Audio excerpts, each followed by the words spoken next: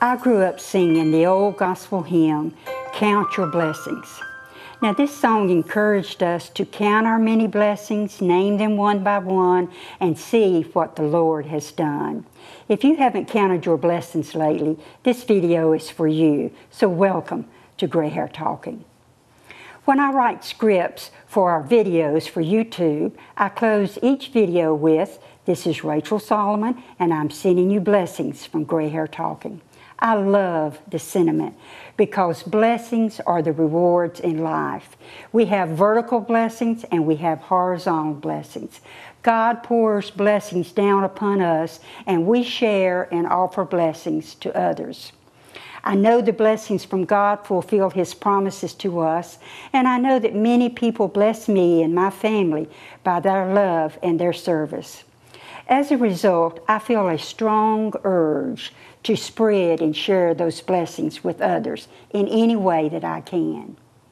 I'm reminded often of the words of Jesus on the Mount of Beatitudes in Matthew 5, where Jesus spoke, "Blessed are the," and then He filled in a godly behavior and the reward for that behavior.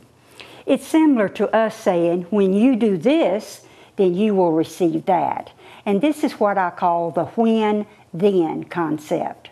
For example, notice the when-then concept as Jesus says in one of the Beatitudes, in fact, chapter 5, verse 8, Jesus says, "You're blessed when you get your inside world, your mind and heart put right.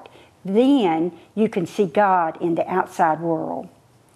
Counting our blessings by acknowledging God as the source, loving people as they deliver blessings to us, and sharing those blessings with others, and then grasping the when-then concept are lessons that I continue to learn even with all this gray hair. Recognizing the power of God's blessing compels me to say this at the end of each video, so here I go again. This is Rachel Solomon, and I'm sending you blessings from Gray Hair Talking.